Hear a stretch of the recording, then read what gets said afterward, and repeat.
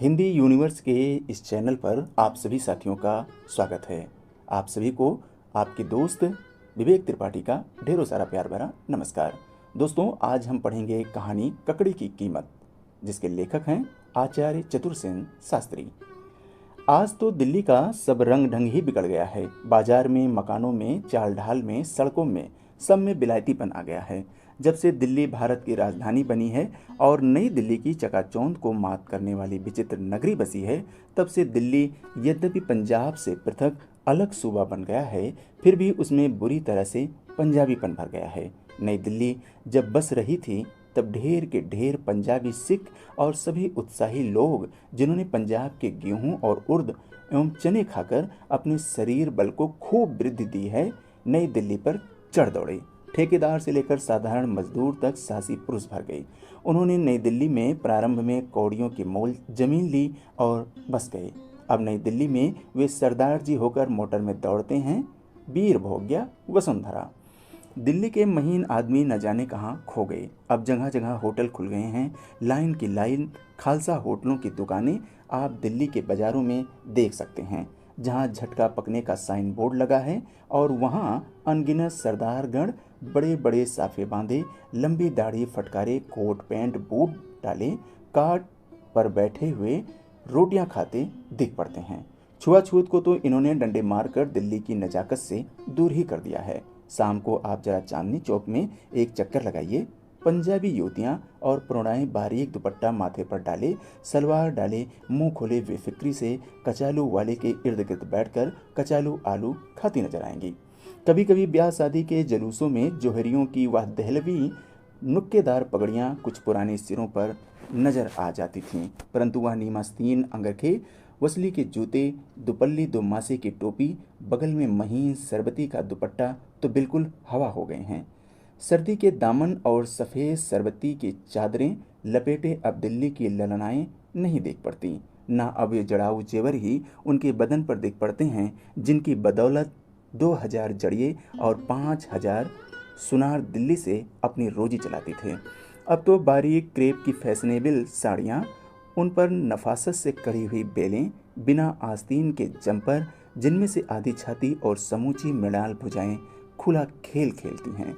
साथ में ऊंची एड़ी के रंग बिरंगे सैंडलें, जूते चांदनी चौक में देखते देखते आंखें थक जाती हैं। देश के इन पर्दाफाश बहनों में सुशिक्षिताएं तो बहुत ही कम हैं। ज़्यादातर मोर का पंख खोसकर मोहर बनने वाली कव्य जैसी हैं। इसका पता उनके चेहरे पर पुते हुए फूहड़ ढंग के पाउडर से, होठों में खूब गहरे लगे गुलाबी रंग से, तीव्र सेंट से, तराबोर चटकीले रुमाल से, बालों में चमचमाते नकली जड़ाऊ पिनों से अनायास ही लग जाता है। कभी कभी तो इन अधकचरी मेम साहिबा की कोमल कलाइयों से दिल्ली फैशन के सोने के दस्तबंदों और अनगिनत चूड़ियों के बीच फैंसी रिस्ट वॉच तथा पैरों के जेवरों पर एड़ी का सैंडल सुमन में अजब हास्य उत्पन्न करता है। खासकर उस हालत में जबकि उनके पालतू पति महाशय पतलून पर लापरवाही से स्वेटर और कोट डाले उनके पीछे पीछे उनकी खरीदी चीज़ों का बंडल लिए बड़े उल्लास से चलते फिरते और मुसाहिबी करते नजर आते हैं। 38 वर्ष हुए उस समय दिल्ली के चांदनी चौक में। अब जहां अगल बगल चलने वालों के लिए पटरियां बनी हैं, वहां सड़कें थीं। सड़कें कंकड़ की थीं। उनमें बहली मझोलियाँ इक्के सर पर दौड़ा करते थे। दोनों समय उन सड़कों पर छिड़काव हुआ करता था। बीचों बीच अब जहाँ चमचमाती सीमेंट की पुख्ता सड़क है, वहाँ नहर पर पटरी बनी थी। उसके दोनों ओर खूब घने वृक्षों की छाया थी। ज्येष्ठ बैसाख की दोपहरी में भी वहाँ शीतल वायु के झोंके आया करते थे।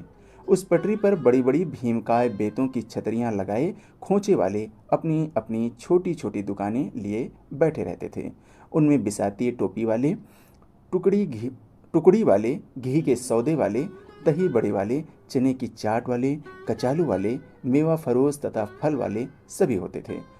उनसे भी छोटे दुकानदार अपनी छोटी सी दुकान को किसी टोकरी में सजाए, गले में लटकाए, घूम फिरकर सौदा बेचा करते थे। सैकड़ों आदमी उन वृक्षों की घनी छाया में पड़े हुए थकान उतारा करते थे। घंटाघर के सामने कमेटी की संगीन इमारत के आगे अब जहां महारानी विक्टोरिया की मूर्ति रखी हुई है, वहां काले पत्थर का एक विशालकाय हाथी खड़ा था, जिसे जयमल फत्ते का हाथी कहकर बूढ़े आदमी उस पटरी पर वृक्षों की ठंडी छाया में लेटे उन्नीदी आंखों में खमीरी तंबाकू का मद भरे भांति भांति के किस्से कहानियां कहा करते थे।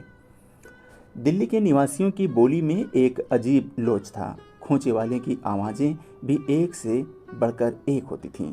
सब्जी तरकारियों को जो पहले चलती वही दिल्ली के रईस खाते थे।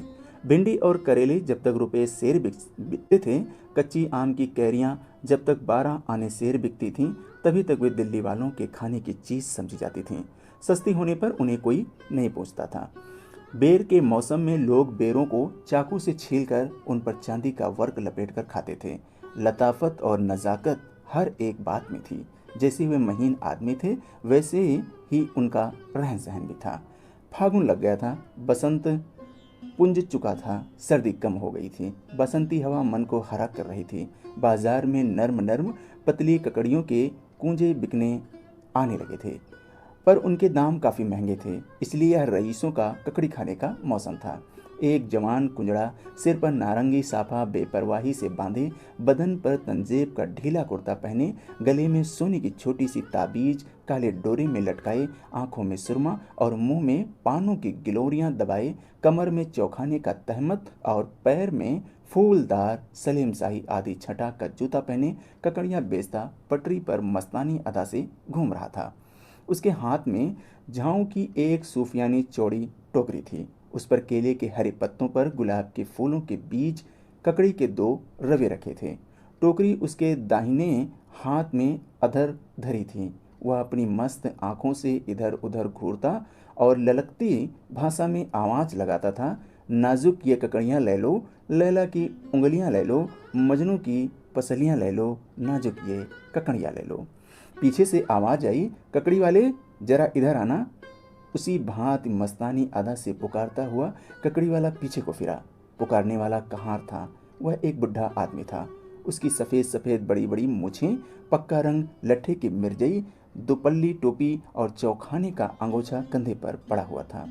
ककड़ियों को देखकर उसने कहा, सिर्फ 2 ही रवे हैं, अभी ककड़ियाँ कहाँ? वह तो कहो, मैं 4 रवे लाया था, 2 बिक गए, 2 ये हैं, लेना हो तो लो, मोल भाव का काम नहीं, चवन्नी लूँगा।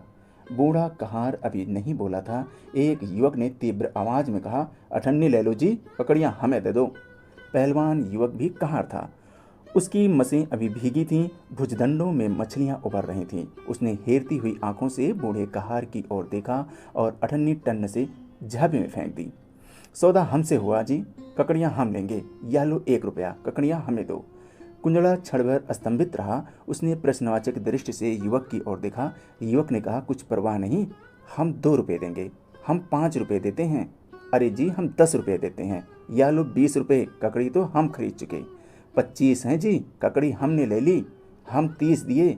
युवक के माथे पर बल पड़ गए। उसने कहा, हम 50 में खरीदते हैं, लाओ ककड़ियाँ इधर दो।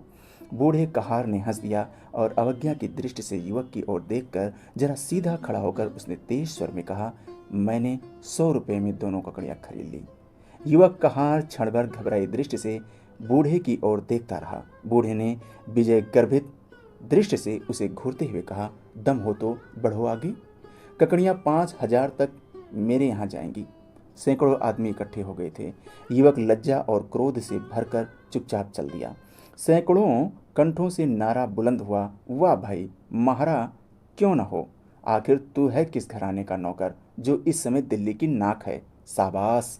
बूढ़े ने कमर से रुपए खोलकर गिन दिए, ककड़ियाँ ली और इस भांति अपने मालिक के घर को चला जैसे वह एक राज्य विजय कर लाया हो। बूढ़े ने अपने मालिक लाला जगत नारायण जी के सामने जाकर फूलों और केले के पत्तों में लिपटी हुई ककड़ियाँ रख दी। शाम हो चली थी। लाला जी ने पूछा, क्या 2 ही मिली? जी हाँ, बाजार में तो 2 ही ककड़ियाँ थीं, जिन्हें आपका सेवक 100 रुपये में खरीद लाया है। इसके बाद कहार ने जो घटना बाजार में घटी थी सब कह सुनाई। लाला ने सब सुना। क्षण भर वे स्तंभित रहे। क्षण भर बाद उन्होंने अपने गले से सोने का तोड़ा उतार कर बूढ़े के गले में डाल दिया और उसके बदन को दुसाले से लपेटकर स्वयं भी उससे लिपट गए। उनकी आंखों से आंसुओं की धारा बह निकली। उन्होंने गदगद कंठ से कहा, शाबाश मेरे प्यारे रामदीन, तुमने बाजार में मेरी प्रतिष्ठा बचा ली।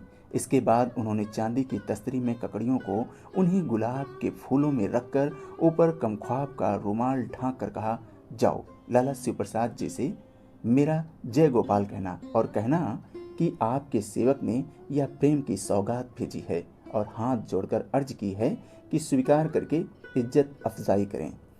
युवक से सब घटना सुनकर शिव प्रसाद जी चुपचाप मसनद पर लुढ़क गए। मुंह की गिलोरी उन्होंने थूक दी। नौकर चाकर चिंतित हुए, पर कोई कुछ कह नहीं सकता था। थोड़ी ही देर में बूढ़े रामदीन ने आकर अदब से आगे बढ़कर तस्तरी लाला शिव प्रसाद जी के सामने रख दी और हाथ जोड़कर अपने मालिक का संदेश भी निवेदन कर दिया। लाला शिव प्रसाद जी चुपचाप एकटक तस्तरी में रखी दोनों ककड़ियों को देखते रहे। कुछ देर बाद उन्होंने ककड़ियां भीतर भिजवा दी और तस्तरी असरफियों से भरकर कहा, यह तुम्हारा इनाम है। लाला जगत नारायण जी से हमारा जय गोपाल कहना। बूढ़े रामदीन ने झुककर सलाम किया और चला आया। दूसरे दिन सूर्योदय के साथ ही सारे शहर में खबर फैल गई कि नगर के प्रसिद्ध रईस लाला शिव प्रसाद जी ने जहर खाकर जान दे दी। वे एक पुर्जे में यह लिखकर कह गए कि बाजार में मेरी इज्जत किरकिरी हो गई, अब मैं दुनिया में मुंह नहीं दिखा सकता। ऊपर जिन दो प्रतिष्ठित रईसों के नाम दिए गए हैं वे काल्पनिक हैं। अभी भी ये दोनों घराने दिल्ली में उसी भांति प्रतिष्ठित हैं। हाँ, जिनका नाम जगत नारायण कल्पित दिया गया है उनके घर से लक्ष्मी रूठ गई है। आज वह विशाल हवेली टूट फूट कर खंडहर हो गई है।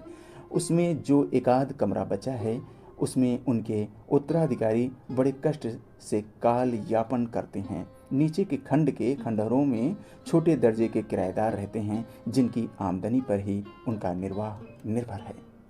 तो ये कहानी थी ककड़ी की कीमत। उम्मीद करता हूँ आप सबको पसंद आई होगी। अब मुझे इजाज़त दें। नमस्कार।